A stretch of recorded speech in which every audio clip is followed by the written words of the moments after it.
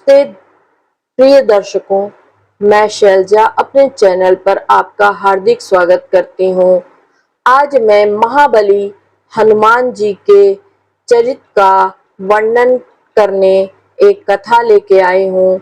अगर अच्छी लगे तो कृपया अपना प्यार जरूर दीजिएगा।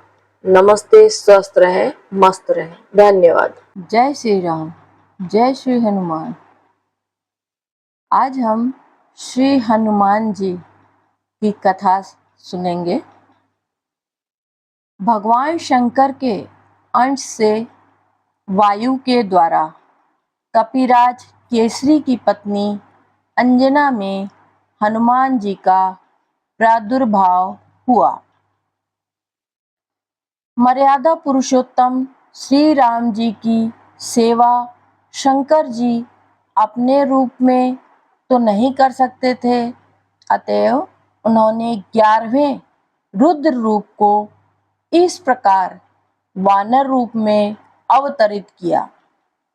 जन्म के ही कुछ समय पश्चात महावीर हनुमान जी ने उगते हुए सूर्य को कोई लाल लाल फल समझा और उसे निगलने आकाश की ओर दौड़ पड़े। उस दिन सूर्य ग्रहण का समय था। राहु ने देखा कि कोई दूसरा ही सूर्य को पकड़ने आ रहा है, तब वह उस आने वाले को पकड़ने चला, किंतु वायुपुत्र उसकी ओर बढ़े, तब वह डरकर भागा। राहु ने इंद्र से पुकार की। ऐरावत पर चढ़कर इंद्र को आते देख पवन कुमार ने ऐरावत को ही कोई बड़ा सा सफेद फल समझा और उसी को पकड़ने के लिए लपके। अब घबराकर देवराज इंद्र ने वज्र से प्रहार कर दिया और वज्र से इनकी ठोड़ी, जिसे हम हनु कहते हैं, पर चोट लगने से कुछ टेढ़ी हो गई। इसी से ये हनुमान कहलाने लगे। अब जब वज्र लगा तो वज्र लगने पर हनुमान जी मूर्छित होकर गिर पड़े। पुत्र को मूर्छित देखकर वायुदेव बड़े कुपित हो गए और उन्होंने अपनी गति बंद कर ली। अब श्वास रुकने से देवता भी व्याकुल हो गए। अंत में हनुमान को सभी लोकपालों ने अमर होने तथा अग्नि जल वायु आदि से अभय होने का वरदान देकर वायुदेव को संतुष्ट किया। जाति स्वभाव से चंचल हनुमान ऋषियों के आश्रमों में वृक्षों को सहज चपलतावश तोड़ देते तथा आश्रम की वस्तुओं को अस्त व्यस्त कर देते थे।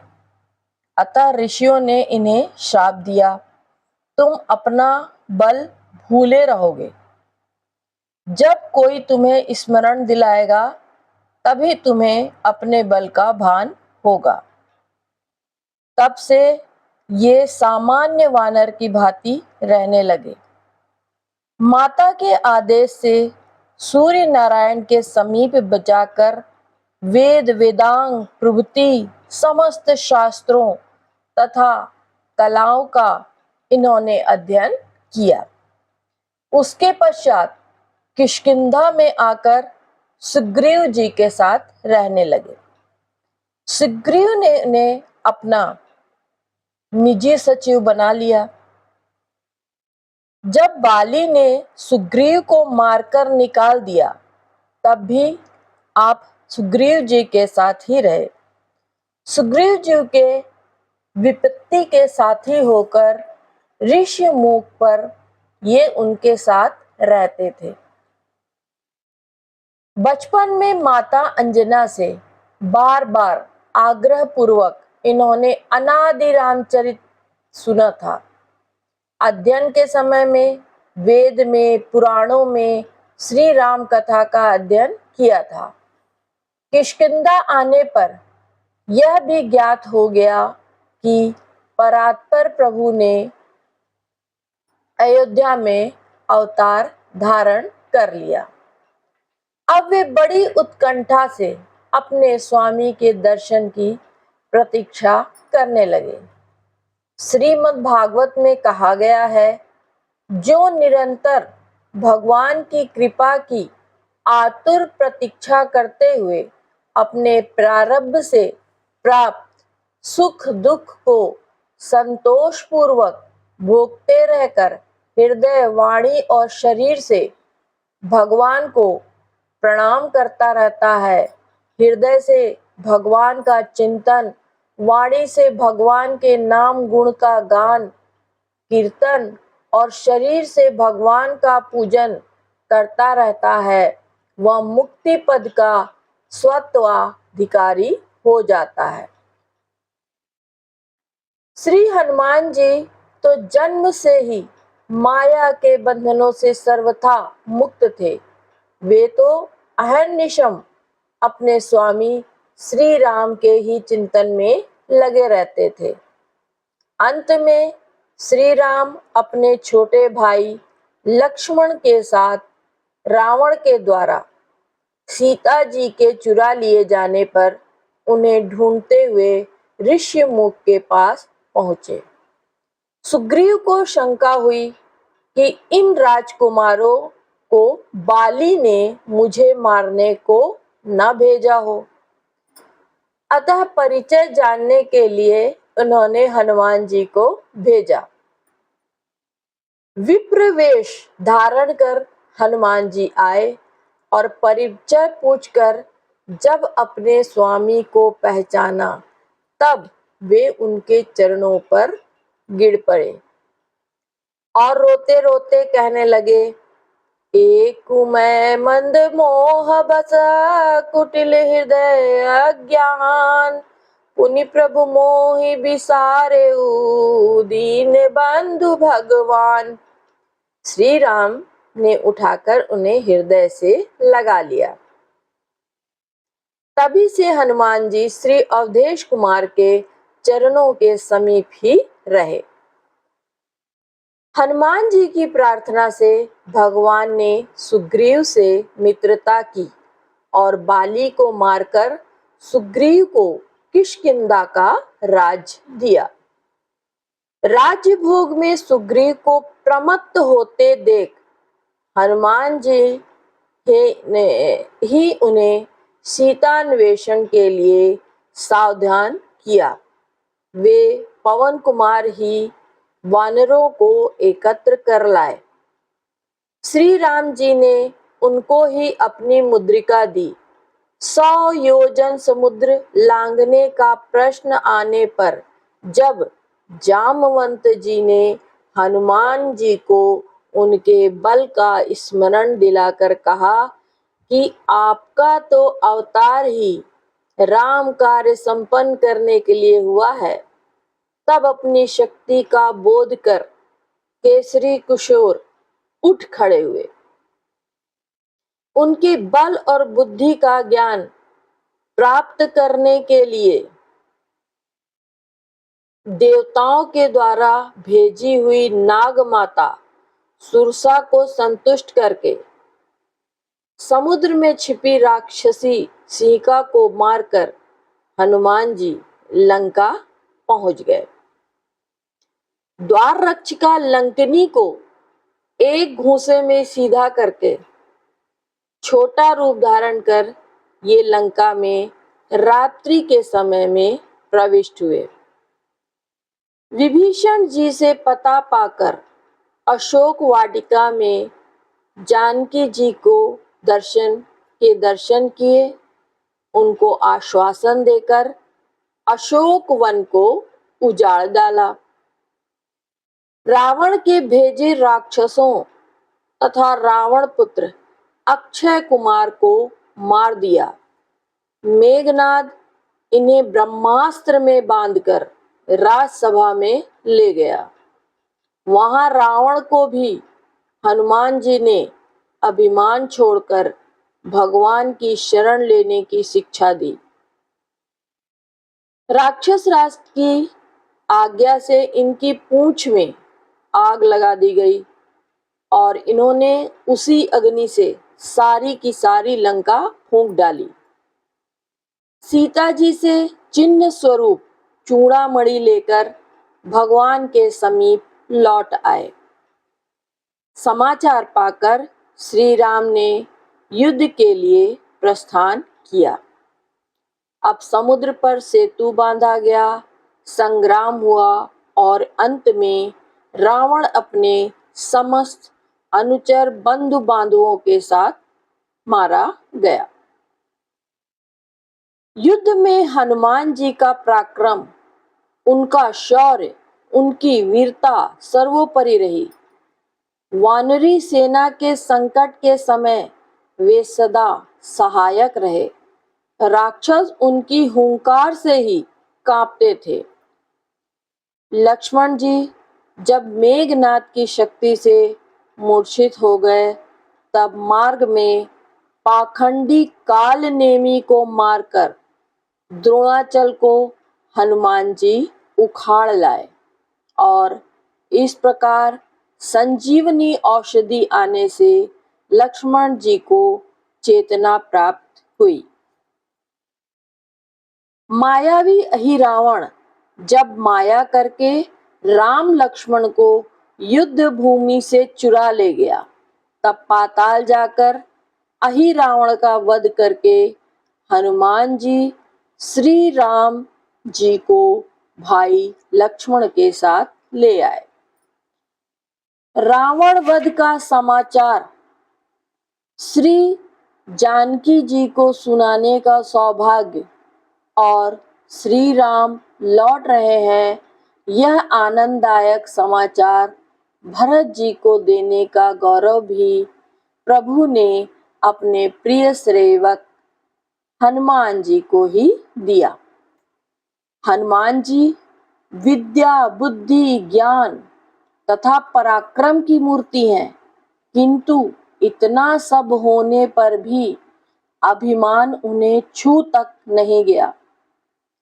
जब वे लंका जलाकर अकेले ही रावण का मान मर्दन करके प्रभु के पास लौटे और प्रभु ने पूछा कि त्रिभुवन विजयी रावण की लंका को तुम कैसे जला सके, तब उन्होंने उत्तर दिया, शाखा मृद के बड़ी मनुसाई, शाखा ते शाखा पर जाई, नाद सिंधु हाटक पुर जारा, निशिचर गन बधि विपिन उजारा, सो सब तब प्रताप रघुराई, नाथ न कछु मोरी प्रभुताई।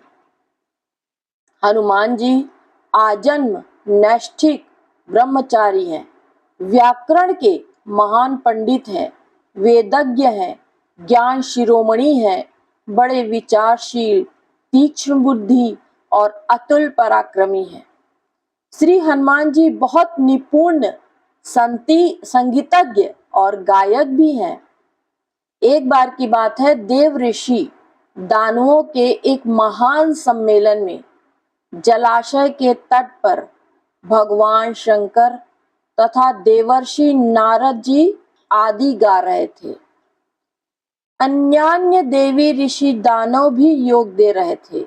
इतने में ही हनुमान जी ने मधुर स्वर में ऐसा सुंदर गान आरंभ किया कि जिसे सुनकर उन सब के मुख म्लान हो गए, जो बड़े उत्साह से गा बजा रहे थे, और वे भी अपना अपना गान छोड़कर मोहित हो गए और चुप होकर सुनने लगे। उस समय केवल हनुमान जी ही गा रहे थे। जब तक पृथ्वी पर श्री राम जी की कथा रहेगी, तब तक पृथ्वी पर रहने का वरदान उन्होंने स्वयं प्रभु से मांग लिया है। श्री राम जी के अश्वमेध यज्ञ में अश्व की रक्षा करते समय जब अनेक महासंग्राम हुए, तब उनमें हनुमान जी का पराक्रम ही सर्वत्र विजय हुआ। महाभारत में भी केसरी कुमार का चरित्र है।